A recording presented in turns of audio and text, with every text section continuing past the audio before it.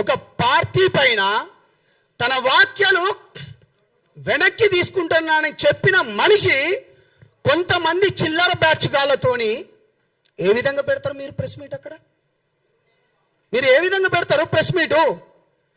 తిరిగి ప్రాంతాల మధ్య విద్వేషం రెచ్చగొట్టడమేనా మీ పని? లేకపోతే ప్రాంతాల మధ్యలో చిచ్చు పెట్టి మీ వెనక ఎవరున్నారు, ఎవరితోని మాట్లాడిస్తున్నారు? ప్రొఫెసర్ నాగేశ్వర్, నేను నిన్ను నాగేశ్వరరావు గారు అనను, పవన్ కళ్యాణ్ గారిని నువ్వు ఏకవచనంతో ఎప్పుడైతే పిలిచినావో నువ్వు నీ మర్యాద కోల్పోయినావు.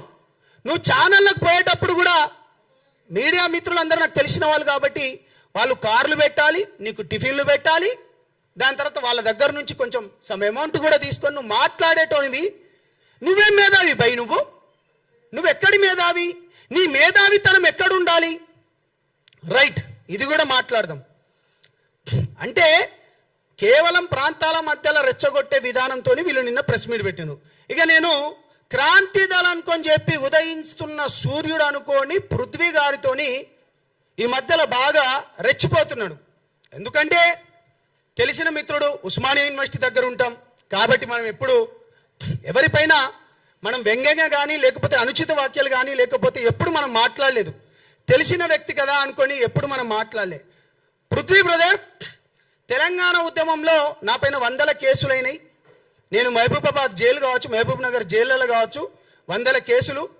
జేఏసీ పెట్టినప్పుడు పెడమర్తి రవి జేఏసీలో నేను వైస్ ప్రెసిడెంట్గా, వంగపల్లి శ్రీనివాస్ అన్నతోని నేతృత్వంలో ఉన్నప్పుడు జేఏసీ స్వతంత్ర జేఏసీ ఏర్పడ్డప్పుడు నేను ప్రెసిడెంట్గా, నా పైన 100 కేసులైనాయి, అనేక ఉద్యమాలు చేసిన అటువంటి నేను నా నాయకుడిని ఇవాళ నువ్వు తిడతా ఉంటే నేను ఎట్లా మాట్లాడతారా? అరే పృథ్వీగా చెప్పురా, నువ్వు ఎన్నిసార్లు రా నేను ఓపిక పట్టాలి?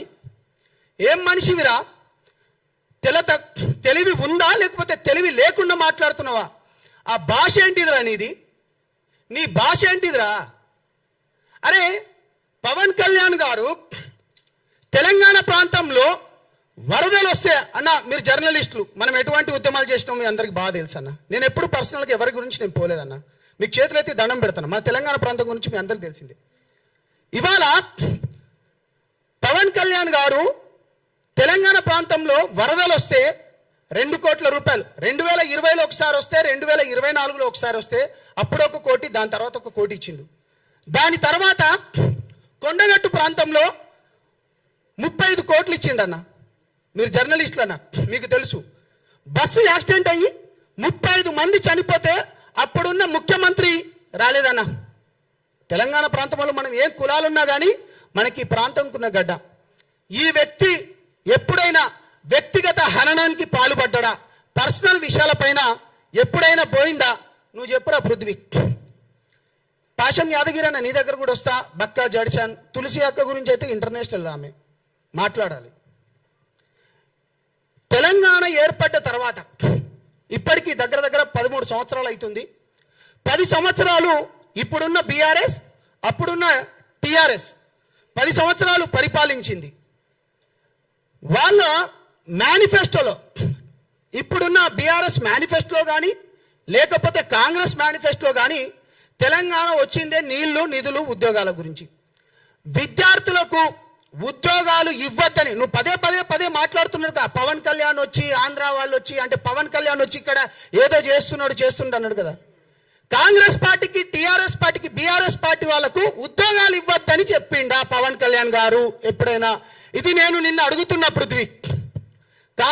బీఆర్ఎస్ మేనిఫెస్టోలో విద్యార్థులకు లక్షల ఉద్యోగాలు ఇవ్వమన్నది మేనిఫెస్టోలో పెట్టుకున్నారు, కాంగ్రెస్ వాళ్ళు పెట్టుకున్నారు.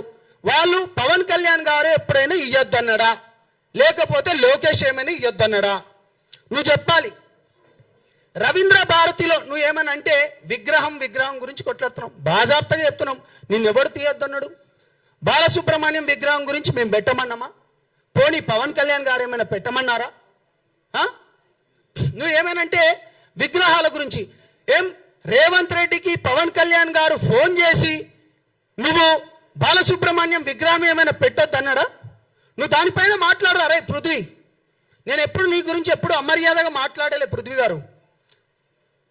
నా నాయకుని పైన మీరు ఈ విధంగా మాట్లాడతారా? మనం కొట్లాడదాం. తెలంగాణ రాష్ట్రం ఏర్పడ్డ తర్వాత నువ్వు పవన్ కళ్యాణ్ వల్లనే అంటున్నారు కదా మీరందరూ. మీరు నన్ను అడగండి అన్న క్వశ్చన్. నేరేళ్ల ఘటన జరిగింది.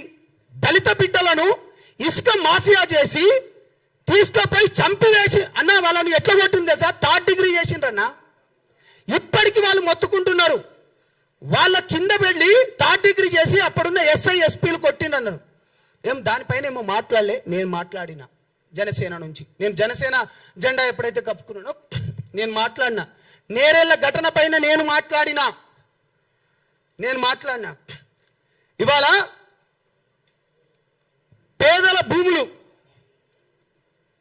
ఎస్సీ ఎస్టీ బీసీల భూములు ఆడ ఫార్మాసిటీ పేరుతోని, గత ప్రభుత్వం ఫార్మాసిటీ, ఇప్పుడున్న ఫ్యూచర్ సిటీ అని చెప్పి ఆ లంబాడి, ఆ బీసీ బిడ్డలై, యాదవ గౌడ బిడ్డలై, లేకపోతే మాదిగా మాల బిడ్డలై భూములు లాక్కోపోతా అంటే ఏడపన్నోరా పృథ్వీ?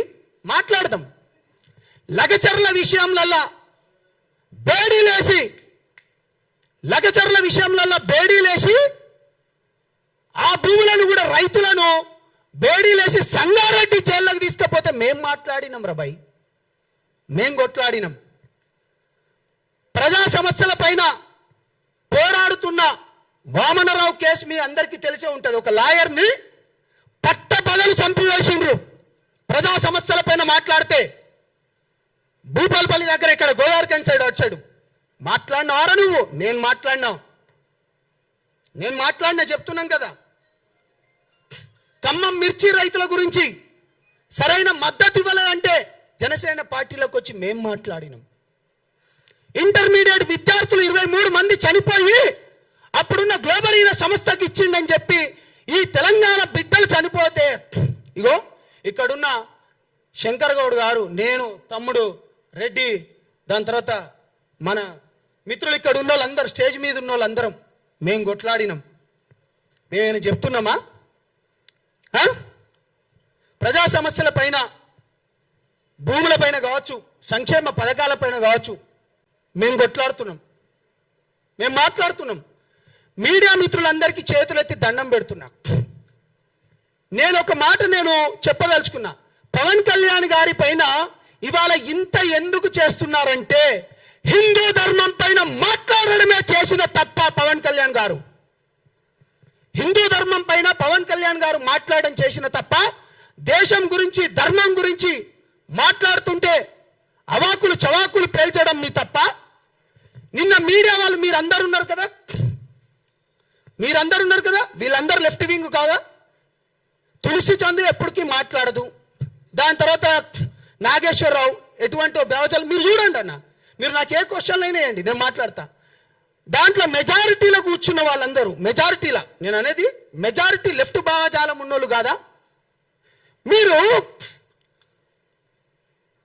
దేశం పైన, ధర్మం పైన కొట్లాడటానికి సౌత్లోకి వెళ్ళి పవన్ కళ్యాణ్ గారికి మంచి ఆదరణ వస్తుందని చెప్పేసి అందరినీ ఏకఛత్రాధిపత్యం పైన నడుపుతున్నాడని ఇంత కుళ్ళెందుకురా బాబు మీకు? నువ్వు హెరిటేజ్లను దాడి చేస్తున్నావు, చేసుకోరా భయ్, మాకేముంది?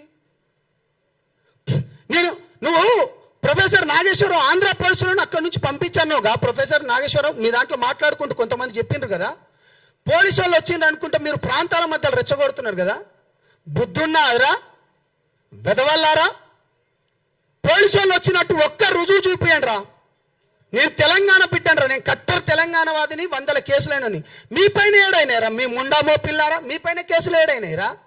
అరే నేను జైల్లోకి పోయినన్నా, నేను జైల్లోకి పోతే నాకు బెయిల్ ఇవ్వలేదన్నా. నేను ప్రత్యక్ష సాక్షిని.